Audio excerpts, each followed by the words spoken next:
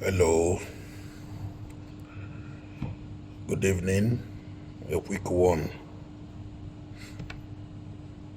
Kwankwaso said he wanted to work with Peter Obi,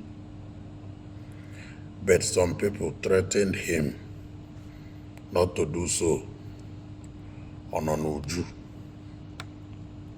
According to the report from Daily Post, a chieftain of the People's Democratic Party has clarified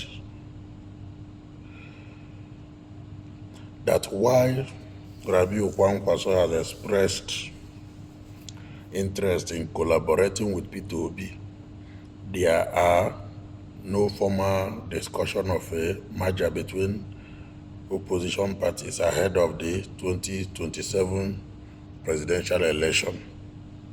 Speaking to Daily Post, Kachi Ononuju, Director General of the Heritage Center, confirmed that Kwankwaso's willingness to work with Obi stems from their interaction following the 2020 general election. However, Kwankwaso has reportedly faced threats discouraging him from forming an alliance with the Labour Party leader.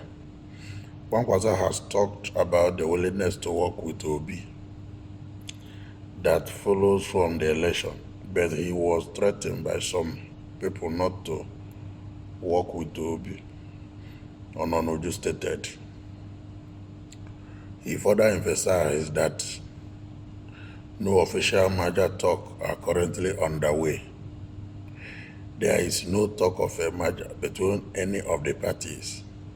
The only merger possible from what we have seen is Kwankwaso talking of his willingness to work with Obi. Ononuju also dismissed the possibility of the PDP or Labour Party engaging in merger negotiation due to internal issues within both parties. The PDP can't talk about a merger because of its crisis. It has to stand on its own before it can talk about a merger. You see what is delaying the people? Has to stand before it can talk about merger. It can also say the same thing for the Labour Party, he noted. He highlighted that the obedient movement, a political force aligned with Peter Obi, remains the only group without internal conflict, but it is not structured as a political party. The only one I know without an issue is the obedient movement, which is not a political party, but a movement, Ononuju explained. So why there are no concrete plans for a merger, Ononuju suggested that discussion about collaboration or cohabitation between Kwankwaso and Obi could still take place. There are no merger talk, but hint to cohabitate and work with each other, which I know, with Kwankwaso saying publicly that he will work with Obi, he added. As a political maneuvering continues ahead of 2027, the potential for cooperation between these two key opposition figures remain uncertain. This is when they say disunity, when they say division. This is the effect. I remember clearly Adeji, the likes of Adeyanju, he talked boldly about merger, that if Atiku, Obi and Kwankwaso will agree to merge and form a formidable force, that is the only way they can defeat the ruling party, APC. But if they continue to make like this their drama, nobody will agree for each other, and they are like, I'm the best, you are the best, that nothing will happen. And following the situation of the country, Kwankwaso has publicly stated that he is willing. Now the threat coming, which Ononuju did not state where it's coming from, is a big something, because every political figure has a supporter. And when you are going, when your supporter say no, you see that there's a problem. I've heard so many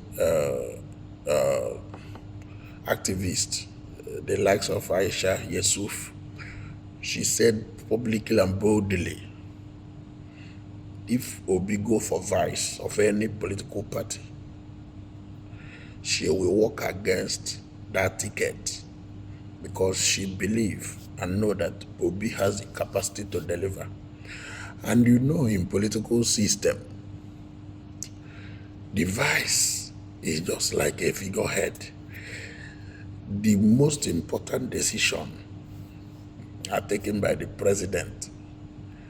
So even when the vice has a good intention to move the country forward, if it doesn't agree, if the president don't agree, that will not work. So that is the issue here. So the only solution to this is if only even the people giving the threat will understand that this is for the nation, not for any tribe. Like Peter Obi always say, he's a wise man. When there is disunity, you go for unity. And he strongly believes in one Nigeria. And he boldly speak anywhere. So if the division we agree to stop and unite properly, follow the advice of His Excellency Olusegun Obasanjo, I believe there will be an important and formidable force that can take the lead. But if things continue to delay the way it is delaying now, with different political and internal party crisis and the other, things may be the way it is, and we don't need to blame anybody.